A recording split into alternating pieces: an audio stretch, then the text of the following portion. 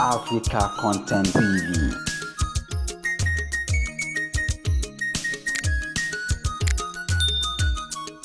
Inauguration Jagaba, Kazubigu, 29, Autonomy, under the Texas President-elect, and the President of Nigeria,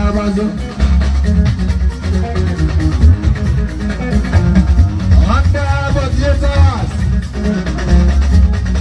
Jagaba.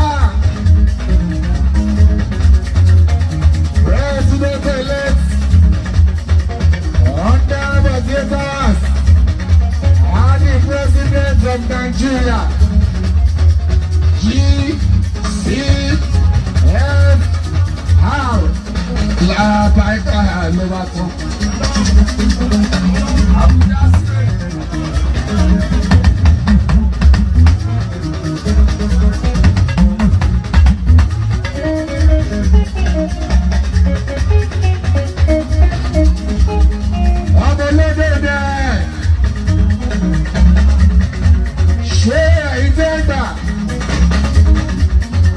President-elect, lẹ́sìn pé bàbá wa Jagaba,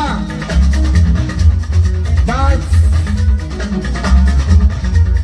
under the theatres, still Batawai, and the President of Nigeria, GCFR,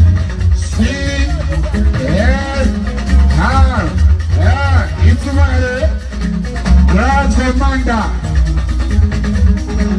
of February Republic Alabi Ojo Wawari Naija ló máa tán.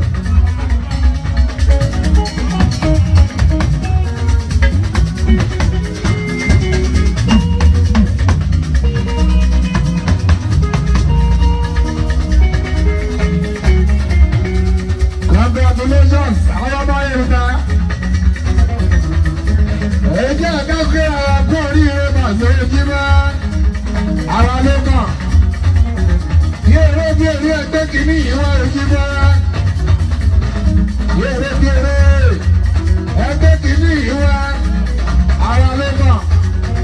Ó ti bèèrè tán lára fẹ́ kàlà bí òjì bọ́ra ló bá tán. Under the Texas, President-elect. Ẹ̀jẹ̀ àṣìmá pé bẹ́ẹ̀. Under the Texas. Aṣojú ìjìwá àti pírẹsidẹ́ntì Nàìjíríà. Ìyàgò Mantara Ògbóni Federal Republic Naija. Ìṣẹ́fà.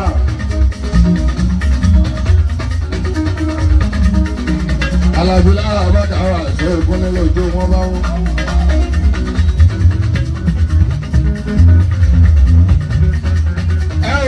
Ẹ ṣe bá olódèdè Jagaba, ẹ ṣe bá kàn bí o, bẹ́ẹ̀ bá ṣe bá kàn bí o, kò ní síjà, ẹ ṣe bá kàn bí o.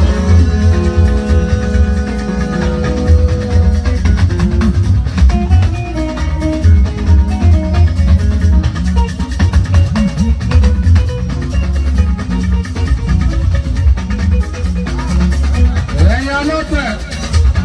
Yes, you the President-elect. Under the Texas, ojú gbogbo yẹn já. Ẹ ṣe máa kàn mí o.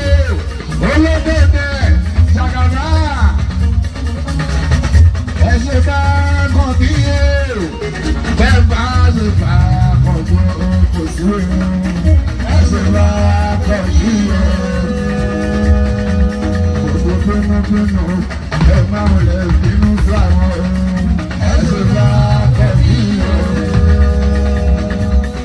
Ẹ̀yin ọlọ́tẹ̀ máa tẹ̀ ń bẹ́ẹ̀ lẹ́nu ọ̀rọ̀ ẹ̀sìn bá kọ̀ bí o.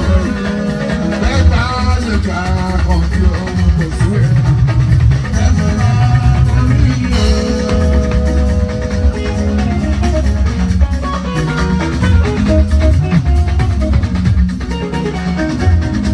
Ọlọ́run sẹ́, aláwọ̀ aláì.